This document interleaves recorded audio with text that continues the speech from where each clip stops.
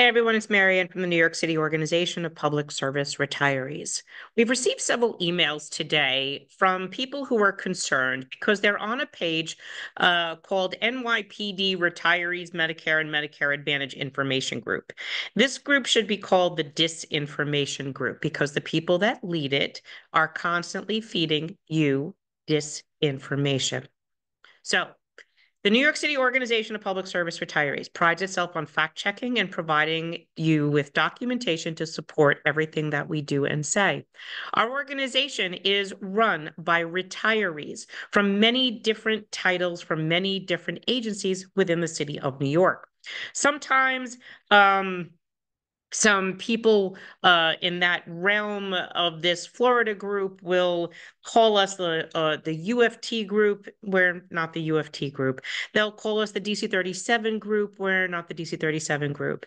There's over a dozen people involved in our organization, and they all have a different title and a different agency. We have police officers on our group as well. So I'm not really sure where all of that comes from, but so you know, we chose to make our organization as diverse as the retirees that are in it. And that was important because you want people with different experiences and different backgrounds. So there's fire officers and firefighters and EMS and police and sergeants and all different titles.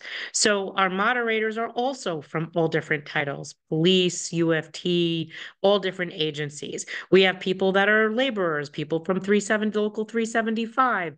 We have a lot of different people, and that's important to us.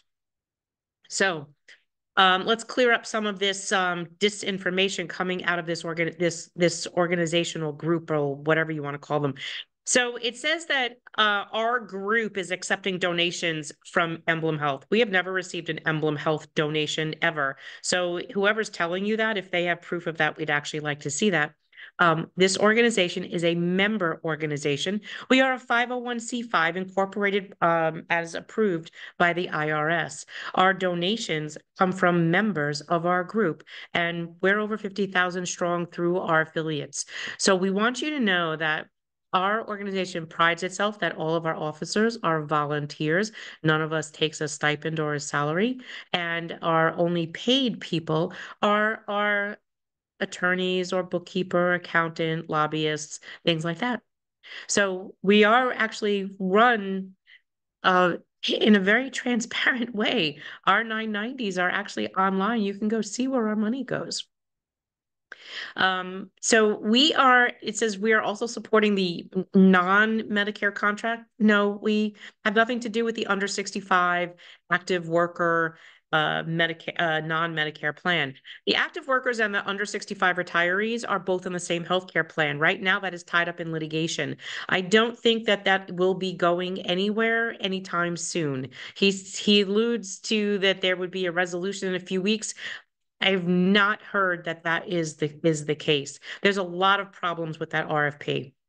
That RFP too is between two different vendors. It is between Aetna and Emblem Health with United Health to create the national plan. So as Aetna is a national plan, Emblem, which you are realizing is not a national plan because you don't find doctors readily outside the New York metro area, needed a national partner. So they partnered with United. That's all we know. No one has seen the contract. No one has talked about any of the provisions, the features, anything.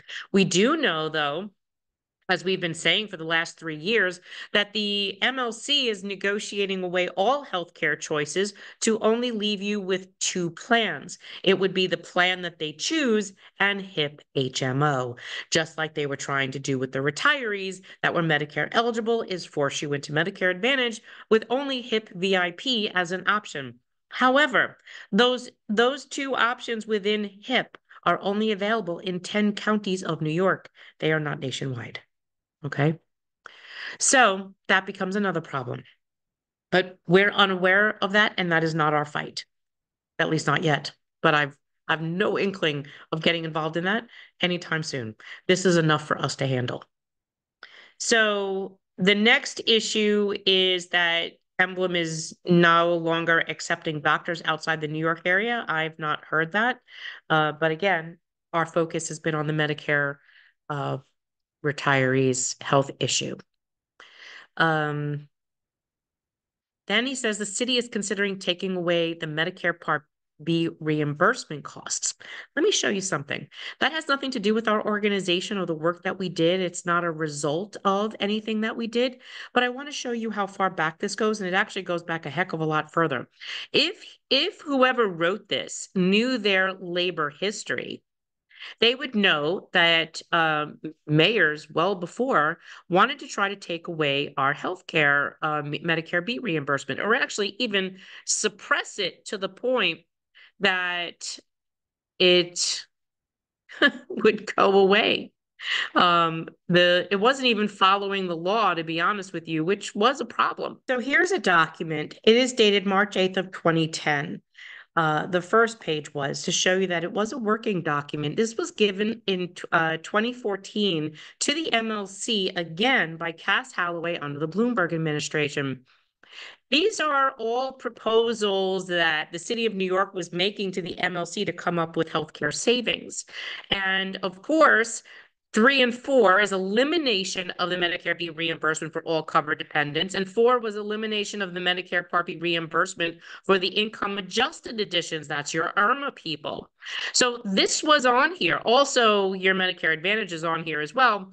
But let's scroll down because you're going to say, oh, that's handwritten. You could have just written it before. Well, here's a typewritten document. This here shows all of, this is from OLR again, that was given by Cass Halloway to the MLC with the OLR. This was a draft for discussion. And if you see number 10, Medicare B reimbursement, eliminate or modify eligibility and the savings that they expected to realize by making those changes. This document is from MLC, March 20th of 2014. And it goes on and it talks about a whole bunch of other things here. Another date, March 20th, 2014. More savings that could be found, with these documents. So it's interesting to see that this has been around for a really long time. Now, because I have a labor relations background and a labor history background, I will tell you, this did go back to Koch and Giuliani as well.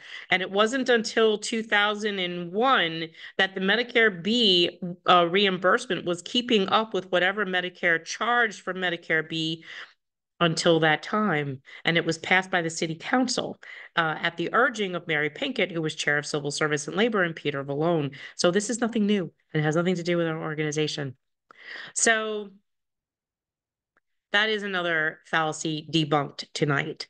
The email says, hey, what do you want to do? I can only put out the facts to you. These are not facts. Everything that's in this email is incorrect, and it's not substantiated, and you shouldn't be believing someone who's giving you something that's not verifiable. So take that with a grain of salt. It's not real. He says this is a volunteer group of your fellow cops that help for free. Well, we are a group of retirees from all different agencies that help you for free too. We do not charge or demand donations since we all wear blue, since we were all blue. Well, we are all New York City retirees, and we're not taking a salary or a stipend. All of us are volunteers. The money that we collect is to finance the organization to continue the litigation. Those 3 lawsuits that we filed and the 9 affirming decisions that we received, including the last 2 unanimous court decisions that allowed you all on senior care to have your senior care with no copays for the last 3 years.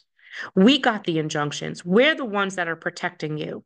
We are the New York City Organization of Public Service Retirees. Most of us are civilians. We are also your lower paid retirees, making under $35,000 a year. Many of our retirees are DC 37 that make under $20,000 or $12,000 a year. So if you're not donating to help support the organization's litigation, or fighting this battle, because we also have litigation and legislation, then you're basically benefiting on this, on the shirt tails, posting on the coattails of all of the people that are. So understand something, we're not doing anything to hurt you. You have what you have because of us. Um, and it wasn't that group that exposed this. This was exposed by a single educators union. And then that union and our organization, my other organizations, EMS retirees, were working together to bring out what was happening. The union is the one that actually leaked it to the paper. And then we picked it up in March, April, started working with them. And I was introduced to this gentleman, using that term loosely, to try to work together, which he refused to work with us. So I'm really disappointed in the change of history, but hey, that's okay. Um, Emblem, he says, if you all recall, we were the ones who exposed the original Medicare Advantage plan by Emblem that was pushed on you by your own unions 2 years ago, and we stopped it by spreading the word and exposing it. No, actually, the New York City Organization of Public Service Retirees stopped it with an injunction. Um, if you would rather trust a non-cops group who've lied to you before and keep all their donation lists private, well, okay, so we are partially police officers, but there's no reason to be all police officers. A retiree organization that's representing the New York City retirees should look like the New York City retirees. That is, I think, partly why we've been so successful. And the lists of donors do not need to be public, because there are many people that are making donations from active unions to help us that they would suffer retaliation if they did. So as an organization, I have to protect the people that are protecting us and that we are tasked with protecting. But I could tell you for a fact, there are no corporations or insurance companies that have funded our organization at all. Who funds us? Retirees do. Retiree organizations do. Some unions do. Some union employees do. Active workers. That's who does. And they're of all different titles from all over the city. There are no slush funds. There are no expense accounts. There is a checks and balance in our organization. We have a treasurer, a bookkeeper, and a tax attorney and an accountant. So there are procedures in place. And you're also saying that the number of doctors that are not taking senior care is increasing daily. Well, that's a problem, because if the doctor accepts Medicare as primary, they have to take your supplement or Medigap plan. They don't have a choice. They have to take it. And usually it's not the doctor that's doing the coordination of the bill, it's Medicare. If you go into your Medicare.gov account, you will see your insurance. You'll also see any of your past insurances. So Medicare has this program called coordinating of benefits. The doctor bills Medicare. Medicare sends the bill, if they paid for it, to senior care, and then they pay the balance. Senior care will only pay a bill if Medicare paid the first 80%. If Medicare denies the bill, senior care doesn't pay. And that billing doesn't start with the doctor. That billing goes from Medicare. So if you have a doctor that is saying that they're not accepting your Medigap plan, your senior care plan, that's because they think it's regular GHI and it's not. Or maybe you have a Medigap plan that they're maybe in negotiations with the vendor over rates and they think that they're connected. They're not. And that just really takes a phone call to educate them, because sometimes the billing person might not be aware of the coordination of healthcare benefits of insurance with Medicare. You don't operate like regular commercial insurance. So I wouldn't worry about that. Doctors cannot accept just Medicare and refuse to accept your supplement. So listen, everyone, we really have this information prepared for you to understand that you are being misled. I can understand that you don't want to think maybe a brother in blue is lying to you, but you're being fed misinformation. And I would hope that whatever is put out in those pages, that you're given something to back it up rather than just believe them. I can give you everything to back this up. We are a full-fledged organization that has been very successful. We strongly urge you to participate with us. We're not here to hurt anybody. We've actually been helping everyone. And the accolades that our organization receives has been amazing. The people that we've been able to help, even just with other issues with healthcare and their families. And that's because we have a very knowledgeable team.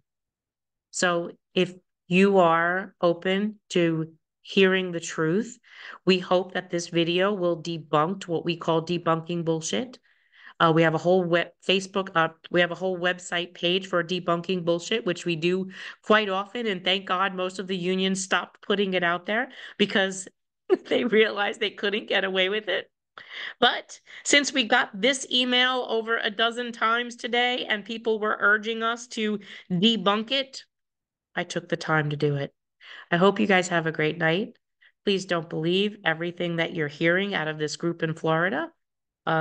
This person that runs this page is clearly not accurate. Have a great day.